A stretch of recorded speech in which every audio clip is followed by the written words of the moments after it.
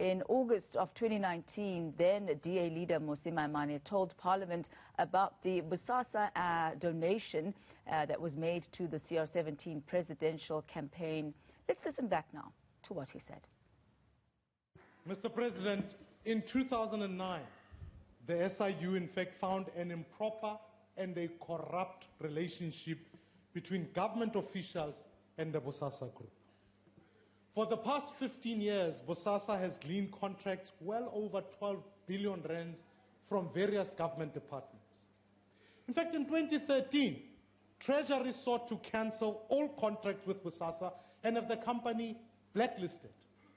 But your now current campaign manager for CR17, Mr. Pravin Gordhan, was then in his fundraising effort, would have known that because he was the finance minister at the time.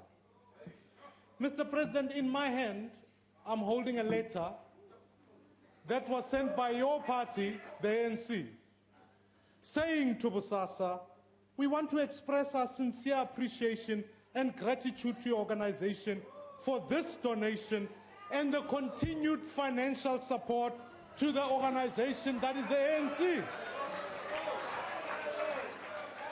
Now, Mr. President, your organization has received 3 million rands.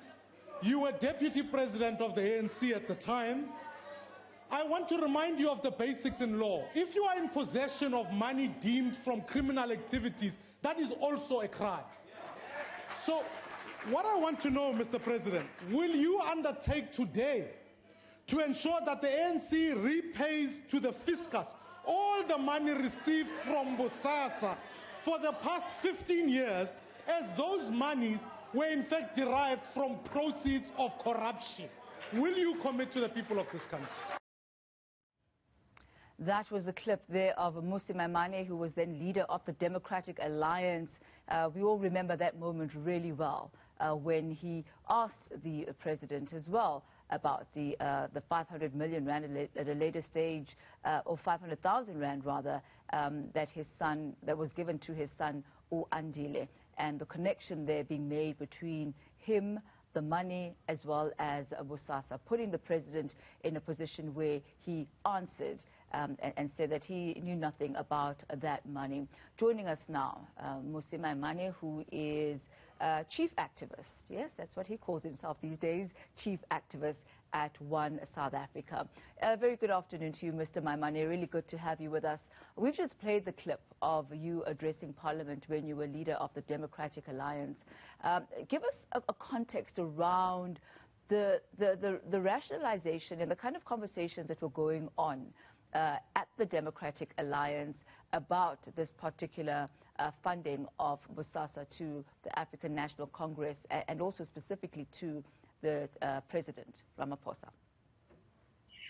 Well, first and foremost, I'd always made the case, even when I was at the Democratic Alliance, that there was no good ANC or a bad ANC. There was just one ANC. That corruption is a function of a triangle between private political parties that get companies to buy them, and they go capture the state, and the triangle works. Money gets funneled from the state to private businesses, and private businesses make contributions to political parties. And so at the time when Bosasa was really at the forefront of the conversation, I always understood the fact that they clearly, in terms of accumulation of contracts, were able to capture the ANC. And you will remember there were a number of times where multiple ANC MPs were deriving favors from Bosasa. And when it came to me that, in fact, even the president's son had been able to have some contracts that were linked to Bosasa, I thought it was important at the time to ask the first citizen of the country then to say he must account for that. And you will remember that was then a basis upon which we asked the public protector to ask if the president had deliberately or not deliberately misled Parliament into the discussion that spoke to whether or not his son had gained a contract. So to me, it's always a consistent theme.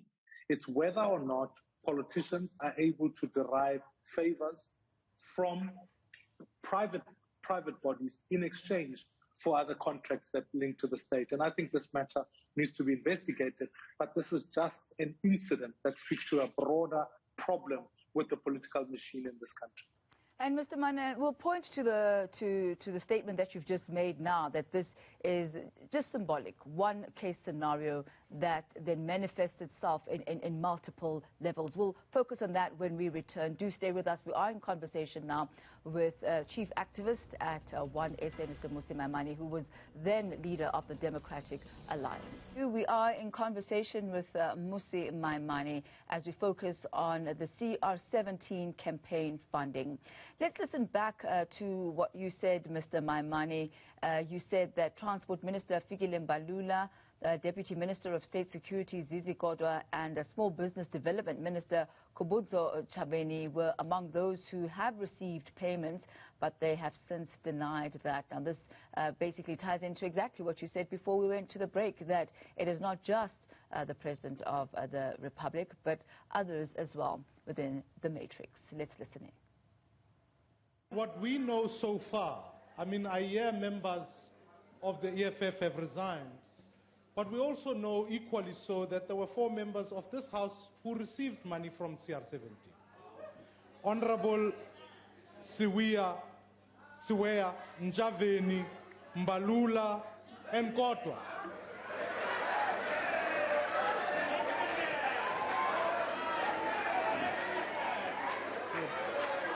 Please continue. Your time is running. No, I can't speak up. As you can hear, I can't.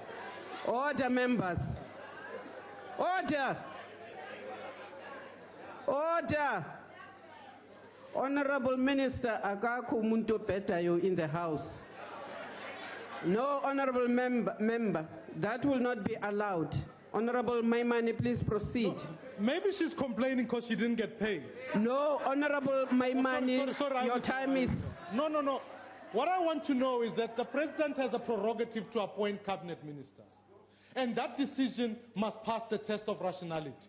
I'm not interested in some ways as to who donated. We now know who money went to. I want to know whether in his mind, when he was applying, choosing his cabinet, did the factors of people being paid come into account when he chose his cabinet? Or was it reward for the campaign that they led in CR17? Mr. Maimane, do you still stand by those statements? Do you still stand by the names and the revelations that you made on that day? I do. I think the allegations required to be tested, because you can never. We run a government in South Africa where allegations are made about people, they deny them, and then what happens is, if anything becomes public issues, they never get criminally prosecuted. People end up being promoted to other different parts. And I think what happens is the win in this particular instance, one faction of the ANC won the ANC, and those people got rewarded. So one faction was dealing with the Guptas, another was dealing with Bosasa, and the Bosasa faction won. And that's why you will notice that the very people who are even citing them have retained their cabinet position, despite the fact that in many of the respective departments, when you look at their competence, you couldn't quite say they are well and deserving to remain in these positions. But you could furthermore ask the basic question: how is it that when these matters are raised, no investigation in fact follows, and ultimately we need to get to the bottom of this triangle of private funding that ultimately ensures that people remain in government? Mr. Maimane, with you calling for the openness and the unsealing of the CR17 campaigns, why is there not a similar campaign for the revelation of those who may have funded Mamkosazana Dlamini Zuma? The same could be said. That's why I'm saying the theme for me is not so much about which individuals. It's about this party political system. If you perpetuate the view that says that what happens at Nasrec is a function of money being exchanged, then the net consequence is that my interest is on behalf of the people of this country. These are the people who end up capturing the state to which citizens are victims of. Everybody in the ANC who was involved in campaign donations of that nature, whether it was Nkosazana, whether it was the CR17, all of them must be investigated. In fact, in many ways, the Zondo Commission of Inquiry should be actually called a Zondo commission into the ANC. Because from what I can tell, only ANC people have appeared on there, and ultimately it links them to contracts both in the public sector and some of the incidents that have occurred in defrauding the public. So I really believe that you've got now a political party called the ANC who are deriving benefits, capturing the state. That's what state capture is. And ultimately, these businesses benefit. Bosasa benefited, the Guptas benefited, and we have to ask the basic question, how many more have? We cannot be blind to the fact and the truth, as Right to Know put it, the fact that the law is oftentimes used to fight political battles. Why is it that the Democratic Alliance at the time was not as insistent on the unsealing of the Nkosazana Dlamini-Zuma political funding as they were of Cyril Ramaphosa? Yes, indeed, he did eventually become the president. But if it is the principle that you are wanting to prove, why not make it seem equitable, that it does not then look like it is an attack on an individual? Now, you will remember that my question to Parliament did not originate from unsealing financial records.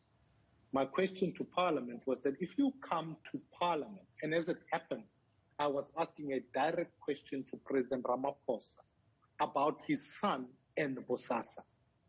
If it was Nkosazana Dlamini-Zuma, I would ask a question that pertains to her campaign and the funding that goes on with that. So it was not picking a faction. It was accountability on the part of the head of government.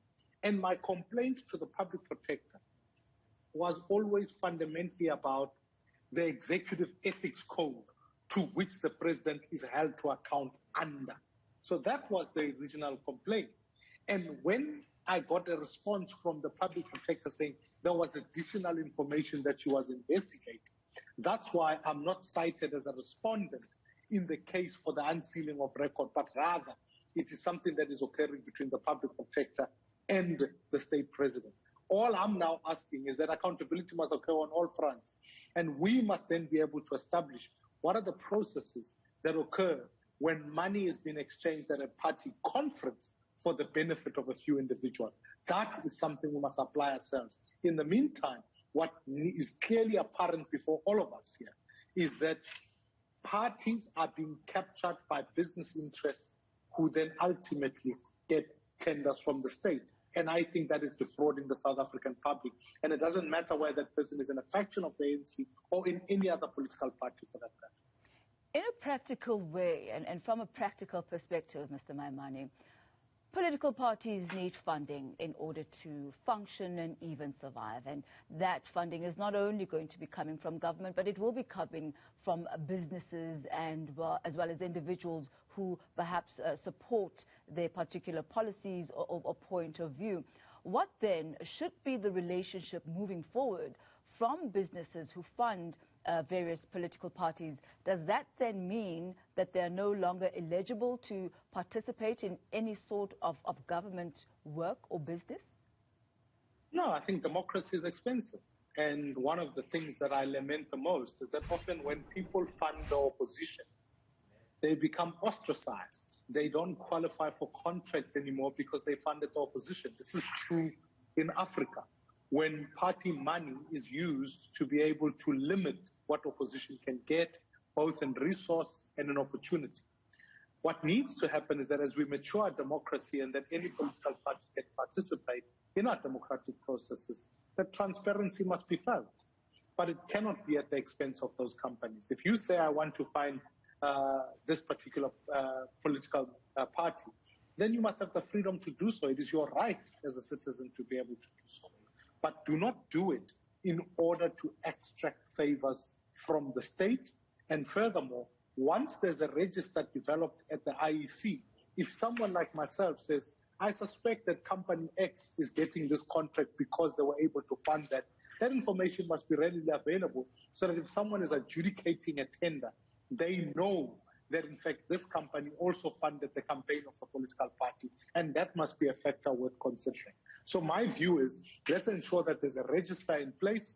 Let's ensure that that register is accessible to people who do tender adjudication, which cannot be politicians. And then ultimately, Let us professionalize the state so that the state can inoculate itself from political interests. Because where this matter becomes worse is that someone eventually has to say the tender for correctional services will go to Bosasa, and all of us can naturally assume, whether Bosasa is good or not, it becomes irrelevant, can naturally assume that they got that contract because of proximity to political players. We must introduce direct elections, because when you do that, you don't end up with politicians who are able to be bought and entire parties working for a company rather than for the people. Let me ask you your thoughts, Mr. Maimane, on the public protector Mmusi Maimane's report into the CR17 campaign funding, as well as how that information found its way in the public domain. Well, I mean, that I can't comment on, because ultimately, as you know, there's a battle that is ongoing between the public protector and the presidency. And when that war is going on, because both institutions are, in fact, in many ways seeking to find political battles for what is essentially an illegal matter, there's a going out into the public to create public support for this issue. I think we should strip it away. We should stick to the basics in law, ask the simple question: is the public protector in the application to get these particular funds, and are they critical to their report? I would argue that's the case, and whatever the court's decision as an outcome of that must be upheld, rather than us seeking to create political sympathy. Because if that becomes true, that we can settle legal matters politically, well, it becomes the same whether President Zuma is saying he doesn't want to appear before the Zondo Commission. That becomes a political issue rather than, in fact, a legal issue, which in this instance, if you defy the law, you must be held accountable for it. So what I would urge is that let's strengthen the capacity of the public protector to ensure that ultimately she follows the law. And if anyone wants to appeal that judgment, it's well within their case to go to the courts of this country to uphold the rule of law. Mr. Maimane, before I let you go, One South Africa, you have said that it is not a political party. Is it a political party or is it a movement? What are you registered as? It is a movement, and it is a movement because we want to support independent candidates and we want direct elections. So let me ask you this. Unfortunately, time is not on our side, but I just wanted to get this answer from you. If you're not a political party, does that mean that you will then not be subject to the Political Funding Act? Will South Africans also be able to know who is funding One SA?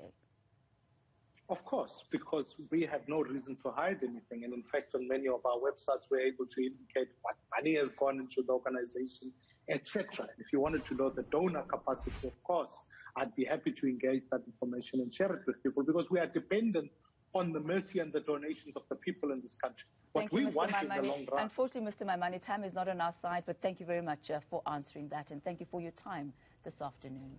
That's Mr. Mmusi Maimane there. He is a chief activist at One SA. Do stay with us.